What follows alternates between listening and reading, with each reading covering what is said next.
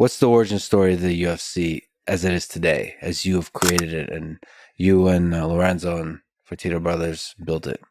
It started with John Lewis, and seeing him. Frank and I were out one night at the Hard Rock, Mhm. and John Lewis was there, and he's like, "Oh, that's that Ultimate Fighting guy," and I was like, "I know him," and Frank's like, "I've always wanted to learn ground fighting," and I said, "Yeah, I'm interested in it too." So we went over, we talked to John Lewis, and we made an appointment to wrestle with him on Monday. Yeah. And we told Lorenzo, and Lorenzo came with us, and that was the beginning of the end. I mean, we started doing jiu-jitsu and started to meet a lot of the fighters.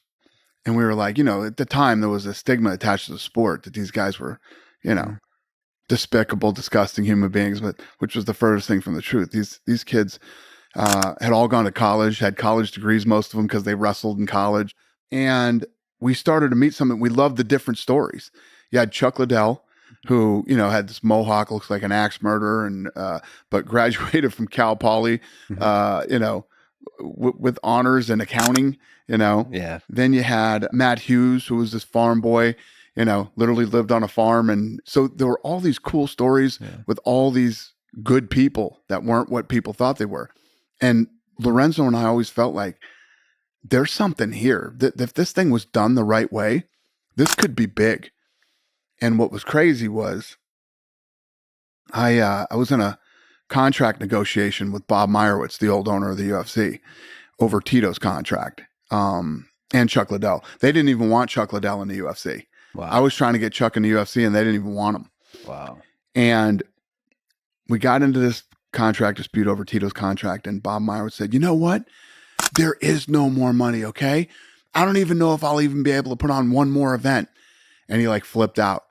When we hung up the phone, I literally picked up the phone and called Lorenzo, and I said, "Hey, I just got off the phone with Bob Myers, the owner of the UFC. I think they're in trouble, and I think we could buy it, and I think we should.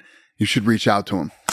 So Lorenzo called Meyerowitz, and I don't know how, I don't remember the timeline, but within the next 2 months, we ended up owning the UFC for $2 million.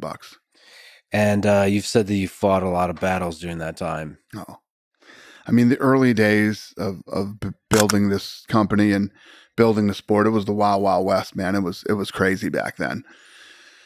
Yeah, I was literally at war every day with all different types of people. Plus, traditionally, there's bad people that are involved in fighting, man. There's lots of bad people. And we had to sift our way through that for the first 7, 8 years.